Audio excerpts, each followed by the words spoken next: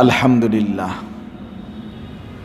আল্লাহ পাক রব্বুল ইজ্জত সুল জালাল ওয়াল ইকরামের ফজল কারাম, রব্বুল আলামিনের অপরিসীম ইহসান, মেহেরবানি, দয়া, আল্লাহ তাআলা আমাদেরকে আজ 25 ডিসেম্বর 2023 রোজ সোমবার চট্টগ্রাম জমিয়তুল ফালাহ জামে মসজিদে বাইতুন নূর তাহফিজুল কোরআন মাদ্রাসা এর উদ্যোগে আজকের এই মোতাবাররাক মাসিক ইসলাহি মজলিসে আল্লাহ তাআলাই আমাদেরকে আসবার বসবার আল্লাহর জন্যই জমা হওয়ার তৌফিক দান করেছেন। এজন্য আমরা সকলেই বলি আলহামদুলিল্লাহ। মুআজ্জাজ মোহতারাম হাজিরিন, সকলেই মনোযোগ দিয়ে আল্লাহর কথা শুনতেছিলেন। অনেক সুন্দর গুরুত্বপূর্ণ নসিহত হচ্ছিল। প্রিয় নবী সাল্লাল্লাহু আলাইহি ওয়াসাল্লামের সুন্নাতের ইহতেমাম এবং জীবন চলার প্রত্যেকটি বিষয়ে আল্লাহ নবী সাল্লাল্লাহু আলাইহি ওয়াসাল্লামের জবানে উচ্চারিত মাসনুন দোয়া, এটা আমাদের জীবনের জন্য অত্যন্ত গুরুত্বপূর্ণ একটা বিষয়। আমি আইসা যেটুকু শুনছি অল্প কয়েক মিনিট হজরতের জবানে, মূলত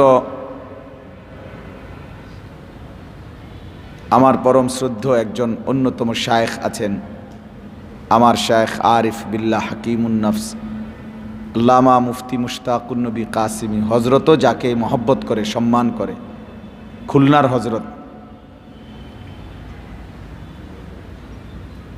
কুতবে আলম আরিফ বিল্লাহ হজরত মাওলানা শাহ হাকিম মোহাম্মদ আখতার রহমতুল্লাহ আলাইহির খলিফা হজরত মাওলানা মুফতি নুরুল আমিন সাহেব দামাত বারাকাতুহুমুল আলী, হজরত বলেন যে 5টি জিনিস যার মধ্যে নিয়মিত থাকে সে আশেক রসুল, সে রসুলুল্লাহ সাল্লাল্লাহু আলাইহি ওয়াসাল্লামের সত্যিকার প্রেমিক, নবী সাল্লাল্লাহু আলাইহি ওয়াসাল্লামকে বাস্তবিক অর্থে ভালোবাসে, মহব্বত করে। মহব্বত নিয়ে যদিও টানা হেঁচড়া অনেক, বোঝানো নিয়ে অনেক টানা হেঁচড়া, বাস্তবতা হলো হজরত বলেন প্রিয় নবী সাল্লাল্লাহু আলাইহি ওয়াসাল্লামের ভালোবাসা, মহব্বত, ইশক 5টি জিনিসের সাথে সম্পৃক্ত। 1 নম্বর, প্রতি সোমবারে রোজা রাখা। রাসূলুল্লাহ সাল্লাল্লাহু আলাইহি ওয়াসাল্লাম প্রতি সোমবারে রোজা রাখতেন, নফল রোজা। নবী সাল্লাল্লাহু আলাইহি ওয়াসাল্লামকে জিজ্ঞেস করা হয়েছে, আপনি প্রতি সোমবারে কেন রোজা রাখেন? তিনি উত্তর দিলেন, 2 কারণে, ফিহি ওয়ালিদতু ওয়া ফিহি উনজিলা আলাইয়া। সোমবার দিন আমি জন্মগ্রহণ করেছি এবং সোমবারেই আমার উপরে কোরআন নাজিল হয়েছে। অতএব আমি আমার মিলাদ পালন করি, কিন্তু সেটা সোমবারের রোজার মাধ্যমে, ও সেটা বছরে 1 দিন না, সারা বছর প্রত্যেক সোমবার। আর এটাই ইনসাফ। যে বিষয়টাতে রাসূলুল্লাহ সাল্লাল্লাহু আলাইহি ওয়াসাল্লাম থেকে স্পষ্ট দিক নির্দেশনা আছে, সেখানে নয়সয় করার কোনো অর্থ নাই।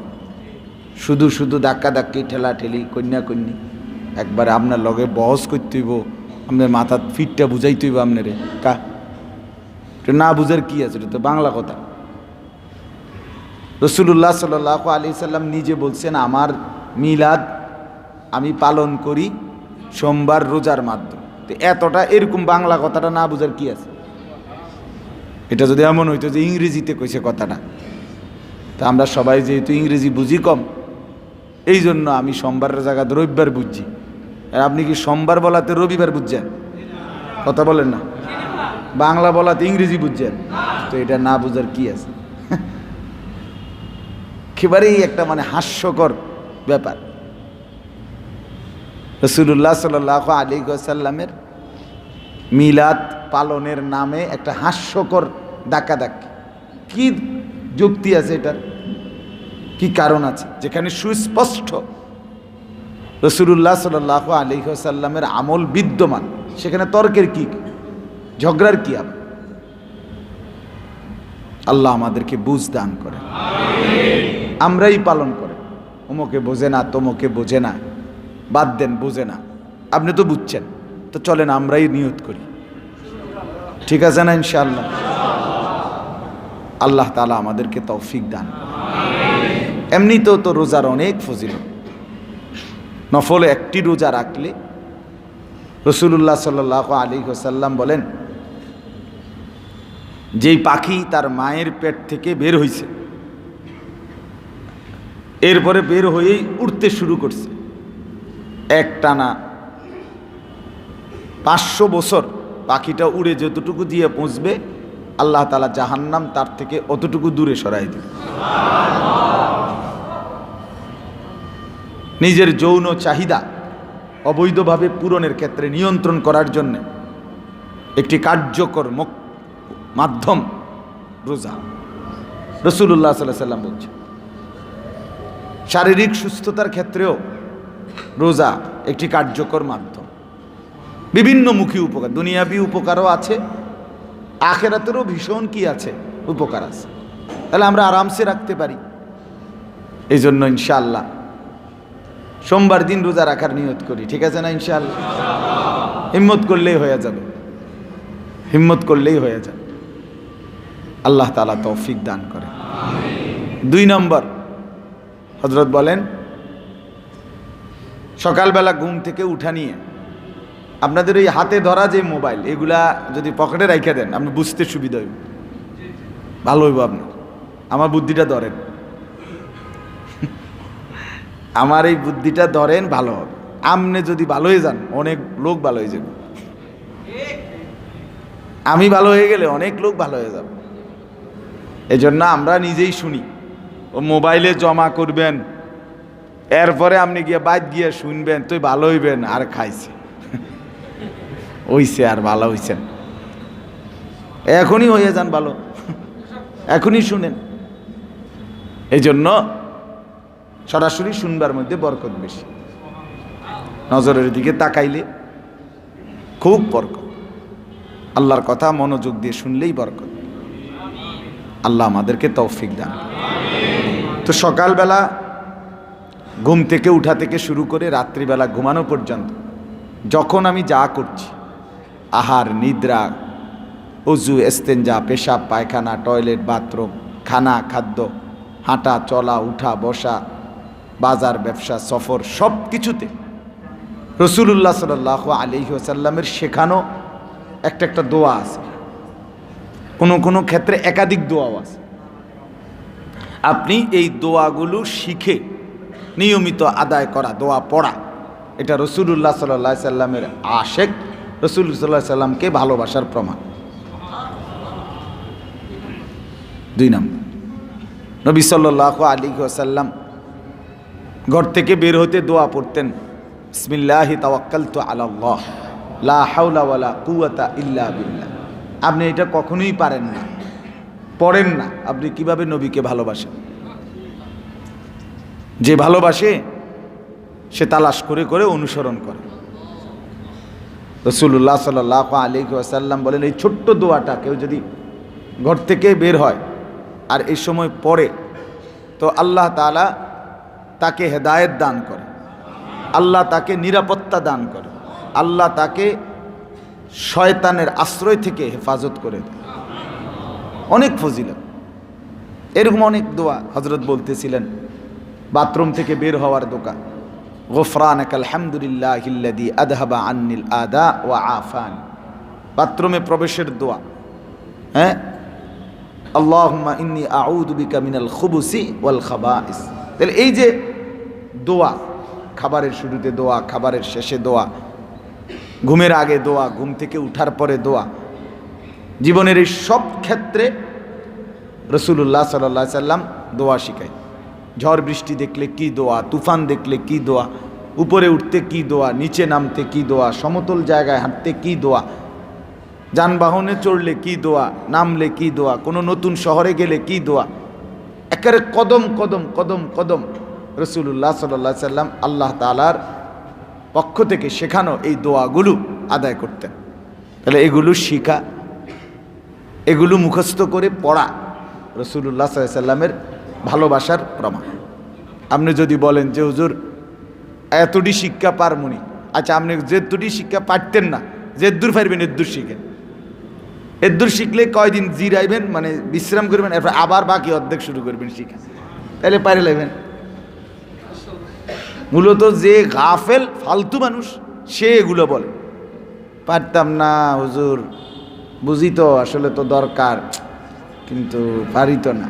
আপনি ফালতু মানুষ মিয়া, আপনি মূলত করতেন না, এই জন্য এটা কইতেছে, বুঝেন না কথাটা?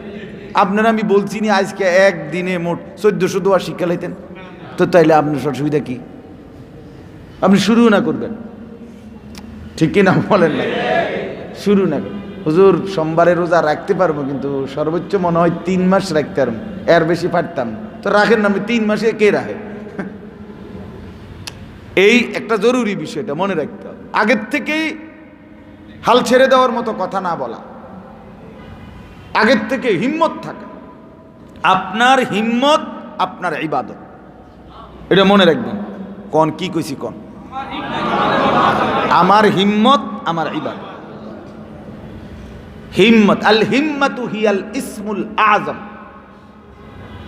ইসমে আজম দোয়া যেটা পড়ে অসাধ্য সাধন হয়, হিম্মত একটা ইসমে আজম, এটা করলে অসাধ্য সাধন হয়।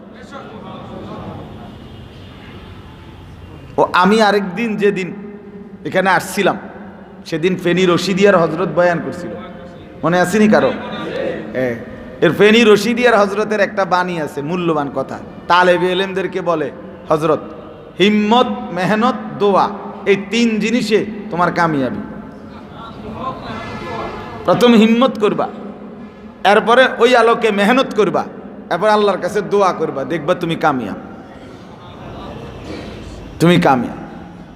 একটা বই আছে খুব মূল্যবান, গুরুত্বপূর্ণ, আমার ঢালকানগর হজরতের অনুবাদ করা, করাচি হজরতের লেখা, আত্মার ব্যাধি ও প্রতিকার। সবাই পড়েন, নিজের জীবন সুন্দর হবে। যুবক ভাইরা বেশি করে পড়েন, ফায়দা হবে। আত্মার ব্যাধি ও প্রতিকার, ওই বইতেও আছে। হাকিমুল উম্মত থানভী রহমতুল্লাহ বলেন, আপনি যেই কোনো বন্দিগি করতে পারবেন, গুনাহ ছাড়তে পারবেন, শুধু একটা জিনিস দরকার, হিম্মত। আমি পারবো, আমার আল্লাহ বানাইছেন ইবাদতের জন্য, আমি পারতাম না কেন? আমি কি ছাগল নি? পারতাম না কেন? আমি কি গরু নাকি? আমি পারবো না কেন? আমি মানুষ, আমি পারবো না কেন? গুনাহ ছাড়তে পারবেন না? পারবেন, অবশ্যই পারবেন। বলেন পারবেন ইনশাআল্লাহ? কি চাই? হিম্মত। হিম্মত চাই, হিম্মত চাই। আল্লাহ আমাকেও তৌফিক দান করে। 3 নাম্বার হলো সকল কাজ সুন্নত মোতাবেক করতে চেষ্টা কর। সব কাজ। কেন মেসওয়াক করবেন না? এটা রাসূলুল্লাহ সাল্লাল্লাহু আলাইহি ওয়াসাল্লামের সুন্নাত, এতটা গুরুত্ব দিয়ে শুনবার পরেও মেসওয়াক ছুটবে কেন? কেন? রাসূলুল্লাহ সাল্লাল্লাহু আলাইহি ওয়াসাল্লাম ইন্তেকালের মুহূর্তেও নবী সাল্লাল্লাহু আলাইহি ওয়াসাল্লামের পবিত্র হাতে মেসওয়াক ছিল। মেসওয়াক করতে করতেই দুনিয়া থেকে বিদায় নিছে। আপনি করবেন না কেন? মেসওয়াক বুঝে ধরল না, ব্রাশ আর টুথপেস্ট ভুল হইল না, কারণটা কি? বিজ্ঞাপনে দেখছেন এই জন্য না? নাটকের অভিনেতা বিজ্ঞাপনের মডেলে বলছে বেরস, এই জন্য এটা বুঝলেন ভালো। রাসূলুল্লাহ সাল্লাল্লাহু আলাইহি ওয়াসাল্লাম আজীবন মিসওয়াক করতে বলছেন, করেছেন, এটা বুঝে ধরল না কেন? কেন এটা হবে? দস্তরখান চিনলেন না কেন? ডাইনিং টেবিল ভুললেন না কেন? ডাইনিং টেবিল তো ঠেলাওয়ালা, কুলিওয়ালা, দিন মজুরও চিনে, দস্তরখান চিনবেন না কেন? কেন চিনবেন না? ডান পাও দিয়ে মসজিদে প্রবেশ করে, এটা ভুল হবে কেন? আপনি কোনো না কোনো পাও দিয়েই তো ঢোকেন। মুরব্বীরা বলছেন অনেক, আমিও আমাদের উস্তাদদের মুখে শুনছি, খুলনার হজরতের কাছেও শুনছি, সুন্নাত আমলের একটা সহজ বুদ্ধি হলো নিজেকে ছোট ছোট শাস্তি দেওয়া। শাস্তি হলে এই মসজিদে ঢুকতে ডান পাও দিয়ে প্রবেশ করা কি? আপনি কঠোরভাবে 2টা মাস নিয়ত করবেন যে আমি ডান পাও দিয়ে ঢুকব। ঢুকে গেছেন, আপনি আবার 1 মিনিট 30টা সেকেন্ড দাঁড়াইয়া খেয়াল করেন কোন পাও দিয়ে ঢুকছেন। না, আজকে মনে বাম পাও দিয়ে ঢুকে লাইছে। আবার নিজের নফসরে বলেন বাইরো বাইরো, বাতিজার ভূত বাইরো। বাতিজার ভূত করলে তার সমস্যা নেই, তো বাইরো আবার ঢুক, ডান পাও দিয়ে ঢুক। কসম আল্লাহর 1 মাস 1.5 মাস 15 দিন আপনি খেয়াল করে করে ঢুকবেন, আর যখনই ভুল হবে আবার নফসরে শাস্তি দিবেন, তুই বাইরো। বাথরুমে ঢুকবার কথা বাম পাও দিয়া, হ্যাঁ ঢুকলি না কেন, বেরো, আবার বেরো। 30 সেকেন্ডের ব্যাপার, ঠিক না? আবার খেয়াল করে ঢোকেন। এইভাবে দেখবেন 1-2 মাসের ভিতরে আল্লাহ চাহে তো সুন্নাত আপনার জিন্দিগির সাথে মিশে গেছে। একটু তো কষ্ট করতে হইব, এটা তো একবারে আপনারে একবারে একদম রেডিমেড আখেরাত বেহেশত আপনারা তুলে দেওয়া সম্ভব না। আপনি তো একটু মেহনত করতে হবে। এজন্য সব কাজ সুন্নাত মোতাবেক করা, সব কাজ সুন্নাত মোতাবেক করা। এই হলো 3টা। 1 নম্বরটা কি? সোমবারে রোজা রাখা। 2 নম্বরটা কি? সব কাজে নবীজির শেখানো দোয়া পড়া। 3 নম্বর কি? সব কাজ সুন্নাত মোতাবেক করার চেষ্টা করা। 4 নম্বর নিয়মিত রাসূলুল্লাহ সাল্লাল্লাহু আলাইহি ওয়াসাল্লামের একটি জীবনী পড়তে থাকা। নবীজির জীবনী, রাসূলুল্লাহ সাল্লাল্লাহু আলাইহি ওয়াসাল্লামের সিরাতের কোনো কিতাব নিয়মিত পড়তে থাকা। নবীজি সাল্লাল্লাহু আলাইহি, আপনি নবীজির জীবনী জানেন, নবীজি মক্কা থেকে মদিনায় হিজরত করে গেছে। নবীজি 570 খ্রিস্টাব্দে জন্মগ্রহণ করছে। হ্যাঁ, ছোটবেলায় ওনার আব্বা মারা গেছে, কয়দিন পরে দাদা মারা গেছে, কয়দিন পরে মা মারা গেছে। এরপরে নবীজি মক্কা থেকে মদিনায় হিজরত করে গেছে। এরপরে কিছুদিন পরে ইসলাম বিজয় হয়েছে, নবীজি ইন্তেকাল করছে। এই আমাদের প্রিয় নবী সাল্লাল্লাহু আলাইহি সাল্লামের জিন্দিগিটাই একদ্দুর কেন? আপনি এটা খামখেয়ালি মনে করছেন? হ্যাঁ, আপনি এটা কি ভাবলেন? কি কার জীবনী কি শুনলেন আপনি? তার জিন্দিগি তো সেই ক্ষণ যে জীবনের 1 সেকেন্ড লক্ষ কোটি পৃষ্ঠা ব্যাখ্যার অবকাশ রাখে। যার হাসি সেটাও ব্যাখ্যা, যার কান্না সেটাও ব্যাখ্যা, যার সেকেন্ড সেকেন্ড মিনিট মিনিট মুহূর্ত মুহূর্ত আমাদের জন্য শিক্ষা, সবক, উসওয়া, আদর্শ। সে জীবন কতটা গুরুত্ব দিয়ে পড়া উচিত, কত লক্ষবার পড়া উচিত, কত হাজারবার পড়া উচিত, হাজারবার পড়া উচিত। তাইলে রাসূলুল্লাহ সাল্লাল্লাহু আলাইহি ওয়াসাল্লামের জীবনী পড়তে থাকা, পড়তে থাকা। একবারে সহজ সিরাতে খাতামুল আম্বিয়া মুফতি শফি রহমতুল্লাহ আলাই, ওই যে তাফসিরে মারিফুল কোরআন যিনি লিখছেন, পাকিস্তানের হিন্দুস্তানের দারুল উলুম দেওবন্দের প্রধান মুফতি ছিলেন আল্লামা তাকি উসমানী দামাত বারাকাতুহুমের আব্বাজান, সারা পৃথিবী বিখ্যাত আলেম, হাকিমুল উম্মত মুজাদ্দিদুল মিল্লাত হজরত মৌলানা শাহ আশরাফ আলী থানভী রহমতুল্লাহ আজাল্লে খলিফা, শ্রেষ্ঠ খলিফাদের একজন মুফতি মোহাম্মদ শফি রহমতুল্লাহ আলাই, ওনার লিখিত বই আমাদের কৌমি মাদ্রাসায় নাহাবে মির জামাতে সবক, এটা পাঠ্য বা কায়দা, ছোট্ট বই। আপনি এটা কিনেন, এই যাদের কাছে না আপনারা কিনে পড়েন, দেখবেন মজা পাইবেন।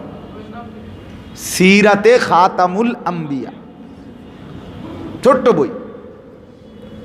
একটা বই আছে বাংলা অনুবাদ হয়েছে, নবী এ রহমত। বলেন তো, দারুণ, অসাধারণ সুন্দর, চমৎকার, খুব সুন্দর। আপনি এটা পড়েন। এই 500-550 পৃষ্ঠার বই, নবী সাল্লাল্লাহু আলাইহি সাল্লামের জীবনী।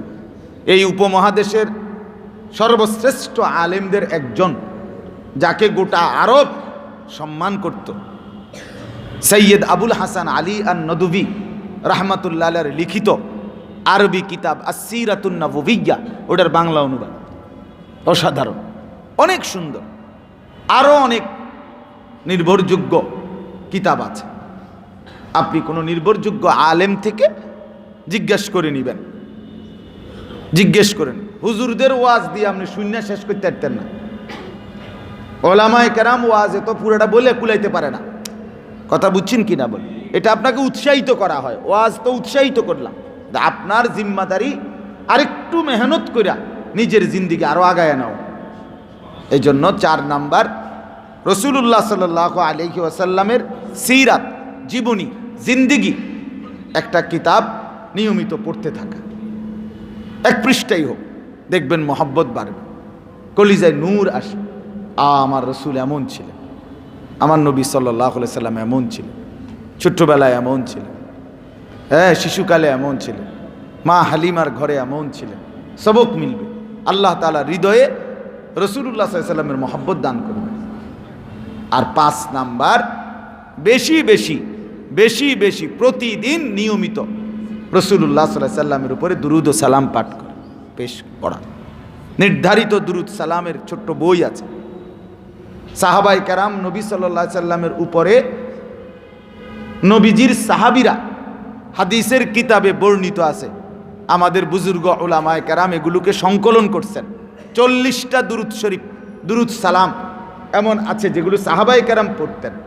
হাদিসের কিতাবে যেগুলোর বর্ণনা আছে, সাহাবায়ে কেরাম সেই দুরূদ সালাম রাসূলুল্লাহ সাল্লাল্লাহু আলাইহি সাল্লামের উপরে নিয়মিত পড়তেন। সেই দুরূদ সালাম পাঠ করা, নিজের তাগিদে, নিজের মহব্বতে পড়া, নিজের একাকী পড়া, নিজের আমল হিসাবে পড়া, নিজের আমল, অনুষ্ঠান না, অনুষ্ঠান না। দুরূদ সালাম এটা কোনো অনুষ্ঠান না, এটা একটা আমল। নামাজ এটা কি অনুষ্ঠান? রোজা এটা কোনো অনুষ্ঠান?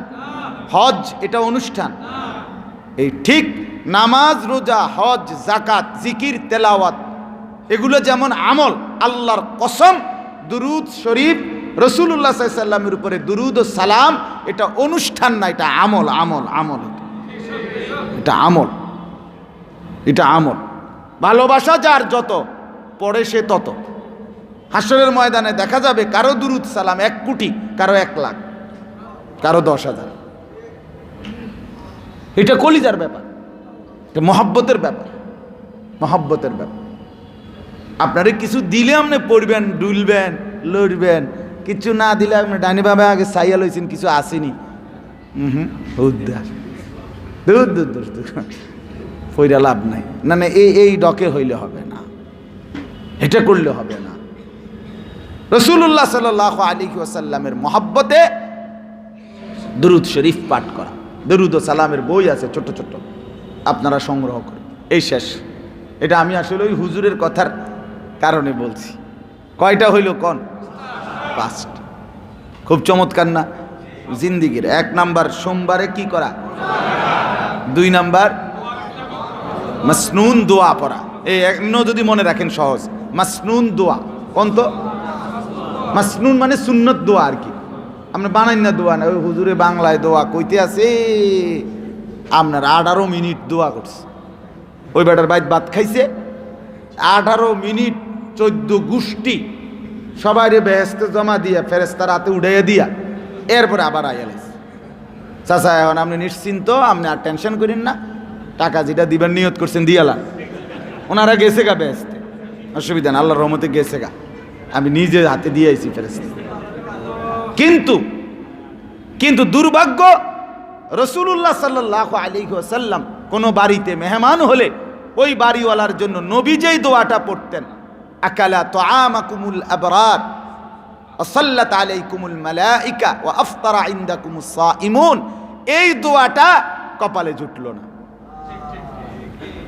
আকালা তুআমুকুমুল আবরার ওয়া সাল্লাত আলাইকুমুল মালাইকা ওয়া আফতারা ইনদাকুমুস সাইমুন, তোমাদের এই ঘরে খাবার আল্লাহর নেক বান্দারাই খেয়েছে, তোমাদের এই ঘরবাসীর উপরে আল্লাহর ফেরেশতারা রহমত বর্ষণ করুক, রহমতের দোয়া করুক। তোমাদের এই ঘরে যেন আগামী দিনে আল্লাহর রোজাদার বান্দারাও যেন ইফতার করে খাইতে পায়।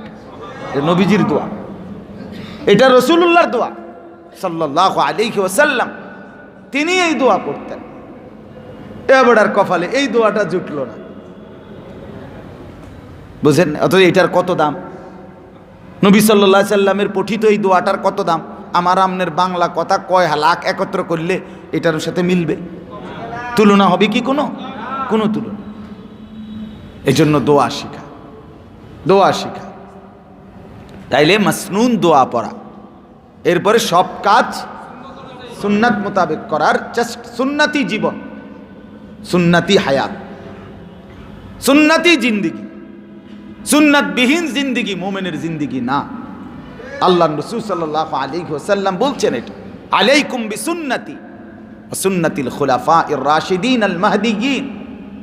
আমার উম্মত আমার সুন্নত মজবুত করে ধরো, আমার সাহাবী খুলাফায়ে রাশিদিন, আমার আবু বকর, ওমর, উসমান, আলী, তাদের সুন্নাত মজবুত করে ধরো। তামাসসাকু বিহা, আবার কয় ধরো কিন্তু শক্ত কইরা। একবার বলছে আলাইকুম অর্থ ধরো, তামাসসাকু অর্থ ধরো, আবার কয় ওয়া আদ্দু আলাইহা বিন নওয়াজিজ, এই উম্মত মাড়ির দাঁত দিয়ে ধরো। এই দাঁত দিয়া না, সামনের দাঁত দিয়া ধরলে এমনি টান দিলে খুললা যায়। আর কোনো কিছু যদি মাড়ির দাঁত তো চ্যাপটা, বুঝেন না, আরেক রকম না মাড়ির দাঁত, ওইটা দিয়ে যদি কোনো কিছু কামড়াইয়া ধরে তার থেকে এটা ছুডানো কঠিন। এটা টান দিলে ওইটারে শুদ্ধ আপনি টাইনা নেন গো লাগবে, মানে মানুষটারে শুদ্ধ কি নিতে হইব, টাইনা নিতে হইব। আপনি এটা খুলতে পারতেন এত সহজে। এ আদ্দু আলাইহা বিন নওয়াজিজ, নওয়াজিজ অর্থ হলো এই মাড়ির দাঁত। রাসূলুল্লাহ সাল্লাল্লাহু আলাইহি সাল্লাম বলেন মাড়ির দাঁত দিয়া শক্ত করে চাপ দিয়া ধরো, মানে আমার সুন্নত যেন জিন্দিগির থেকে ছুটে না যায়। কতবার কইল কথাটা, আলাইকুম, তোমরা আমার সুন্নতকে আঁকড়ে ধরো, তামাসসাকু বিহা, তোমরা আমার সুন্নতকে মজবুত করে ধরো। এভাবে বারবার বল, মাড়ির দাঁত দিয়া ধরো। রাসূলুল্লাহ সাল্লাল্লাহু আলাইহি ওয়াসাল্লাম বলেন মান আকালা তাইয়িবান ওয়া আমিলা ফি সুন্নাতিন ওয়া আমিনান নাস বাওয়াইকাহু দাখালাল জান্নাহ। তিন আমল যার ছিল সে জান্নাতে চলে গেল।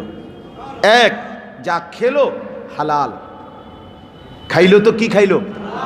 হালাল। ও আমিলা ফি সুন্নাতিন, যা আমল করছে সুন্নাত মোতাবেক। তিন, ও আমিনান নাস বাওয়াইকাহু, অন্যায়ভাবে কোনো মানুষকে কষ্ট দিল না, কষ্ট দেওয়া থেকে মানুষকে নিরাপদ রাখলো। রাসূল বলেন সে জান্নাতে চলে গেল, সে জান্নাতে চলে। সুন্নতি জিন্দিগি, সুন্নতেই জান্নাত, সুন্নতেই কি? সুন্নতেই হেদায়েত, সুন্নতের মধ্যেই কামিয়াবি, সুন্নতের মধ্যেই সফলতা।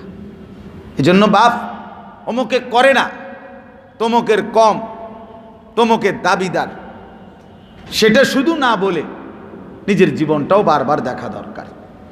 আমার ঘাটতি কোথায়, আমার ঘাটতি, হে বোঝে নাই, আমি তো বুঝছি, আমি করি, আমরা করি, ঠিক আছে না ইনশাআল্লাহ। আর রাসূলুল্লাহ সাল্লাল্লাহু আলাইহি সাল্লামের জীবনী নিয়মিত পড়া। এই একটা বই নিয়মিত, আমার খুলনার হজরতের একটা মোবারক কথা আছে কোরআন শরীফের ক্ষেত্রে, এটা এখানে আপনি প্রয়োগ করতে পারেন। হজরত বলেন যে খতমের নিয়তে কোরআন শরীফ পড়া। হজরত বলছে যত বড় আলেম হোক, গাউস কুতুব হোক, খতমের নিয়তে কোরআন শরীফ পড়বেন, তাইলে বারবার কোরআনুল কারীমের খতম হবে। আর নাই তো ওই যে এখন আমার মন চাইছে একটু তেলাওয়াত করলাম, এখান দিয়ে এক পৃষ্ঠা, আবার এক সপ্তাহ পরে মন চাইছে আরেকখান দিয়ে একটু পড়লাম। আমারটাই আমি কইতেছি, আমার ওয়াজের দরকার, তো আমি কইলাম আচ্ছা বুঝছি, এডি কোমারি এমনি এমনি সারছে, কথা বুঝছেন না? এটা হইল সাধারণ বিষয়, কিন্তু খতম হইল কই? খতমের নিয়তে কোরআন শরীফ পড়া। আলহামদুলিল্লাহ, হজরতের এই এক কথা আমি গত 4 মাস আগে হজরত আমারে বলছে, এটা মাওলানা ও আদা দেন, খতমের নিয়তে কোরআন শরীফ পড়বেন। আমি বললাম হজরত ইনশাআল্লাহ 4 মাসে এক খতম কোরআন শরীফ শেষ করছি। আমি সময় পাই না, আমি কুলাইতারি না, কিন্তু ওই যে নিয়ত করছি, ওনার কথা তো ওয়াদা দিছি, ফলে অল্প হইল 5 পৃষ্ঠা করে হইল, গাড়িতে উঠছি আগেই প্রথম, কোনো কথা নাই, যায় কথাবার্তি পরে আগে 5 পৃষ্ঠা শেষ হোক। এইভাবে অল্প অল্প করতে করতে 4 মাসে আমার এক খতম কোরআন শরীফ পড়া হয়েছে। আলহামদুলিল্লাহ, তত হইছে। তবু তো হয়েছে, আবার হবে ইনশাআল্লাহ, আবার কমবে, আবার 3 মাসে আইব, 2 মাসে আইব। আল্লাহ আমাদেরকে তৌফিক দান করে। এই জন্য রাসূলুল্লাহ সাল্লাল্লাহু আলাইহি সাল্লামের জীবনীটাও এরকম আপনি পুরাটা পড়বেন এই নিয়তে, অল্প হোক, 1 পৃষ্ঠাই হোক, আধা পৃষ্ঠাই হোক, কিন্তু আমি লাগাতার পড়তে থাকব। আল্লাহ আমাদেরকে তৌফিক দান করেন। আর কি? বেশি বেশি দুরূদ শরীফ পাঠ করা। কে পাঠ করবে? আমি। কে পড়বে বলেন? নিজ মোহাব্বত, নিজ গুরুত্ব দিই, একাকি, একা। এটা আমনের আমল, এটা আপনার আমল, এটা আপনার আমল, এটা ইনফেরাদি আমল, এটা ইনফেরাদি আমল। হাত্তাকে দুরুদ ও সালাম এতটাই ইনফেরাদি আমল যে নামাজের মধ্যেও আল্লাহ বলছে ইমাম সাহেবের পড়লে হবে, তুমি পড়ো, তোমারটা তুমি পড়ো। এটা ইনফেরাদি আমল, একক আমল। আপনি রাতে পড়বেন, আপনি দিনে পড়বেন, আপনি বিকালে পড়বেন, আমি সন্ধ্যায় পড়ব, অসুবিধা কি? ঠিকই না বলেন? না, আমরা সবাই জোরের পরে একসাথে থাকিয়া পড়তেইব, এক লগে ডুল্লে ডুল্লে পড়তেইব। কা আমার এমন ব্যস্ততা আছে, আমার মিয়া দূরে যাও না, আপনি আমার বয় তুলব নাকি? কথা বলেন না কেন? আমার গাড়িতে পড়তে সুবিধা, আপনার বাইক পড়তে সুবিধা। আমি গাড়িতে কুমিল্লা ক্যান্টনমেন্ট থেকে রওনা দিলাম, চিটাগাং আসলাম, আমি গাড়িতে থাকবো 5 ঘন্টা, তো আমার তো দুরূদ শরীফ গাড়িতে পড়তে সুবিধা না আমার, তো আপনি আমার সুবিধাটা নষ্ট করবেন কেন? না, আপনার লগে বইয়া পড়তাম, নইলে আমি নবীর আশেক না। আপনার লগে না ডুললে আমি নবীর আশেক না। কি কইতে চাইতেছেন? কি বলতে চাচ্ছেন আপনি? হাসরের ময়দানে দেখা হবে সবাই। রাসূলুল্লাহ সাল্লাল্লাহু আলাইহি সাল্লাম সেদিনই ফয়সালা শোনাবেন কে ছিল আমার দরদি উম্মত। আল্লাহ আমাদেরকে রাসূলুল্লাহ সাল্লাল্লাহু আলাইহি সাল্লামের খাঁটি আশেক হওয়ার তৌফিক দান করুন। আমার বাপ খামখেয়ালি না করুন, বিষয়টাকে গুরুত্ব দেই, প্রত্যেকেই গুরুত্ব দেই। ইন্নাল মুহিব্বা লিমান ইউহিব্বু মুতিউ। যুগ যুগ ধরে এই শের প্রসিদ্ধ যে যে যাকে ভালোবাসে সে তাকে অনুসরণ করে, অনুসরণ করে। এটাই যৌক্তিক কথা। ভালোবাসা অনুসরণকে দাবি করে, অনুসরণ ভালোবাসাকে প্রমাণ করে। এ কথাটা বুঝছেন? ভালোবাসা অনুসরণকে দাবি করে, আর অনুসরণ ভালোবাসাকে প্রমাণ করে। যে অনুসরণ করে সে যে ভালোবাসে এটা প্রমাণিত হয়, আর যে ভালোবাসে সেটার দাবি সে তাকে অনুসরণ করে। এই জন্য ভালোবাসা অনুসরণকে দাবি করে, অনুসরণ ভালোবাসাকে কি করে?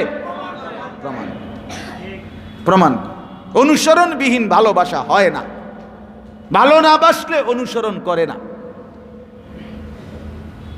অতএব এটা বললে হবে না যে মেসওয়াক করে ঠিক আছে, পাগড়িও মাথার দেয় ঠিক আছে, দস্তরখান বিছায় ঠিক আছে, কিন্তু নবীর এশক নাই, নবীর মহব্বত নাই। ওমা এটা কি কইলা? ডাকাইত্যা কথা, এরম অবিচার কথা তুমি কেমনে কইলা বেটা? তুমি এটা কি বললাম? যাকে অনুসরণ করি আমি তাকে আমি ভালোবাসি না, এটা কেমন কথা? এত বড় জুলুমের কথা হইতে পারে কি কারো? আল্লাহ আমাদেরকে বিবেক দান করেন, আল্লাহ আমাদেরকে বুঝ দান করেন।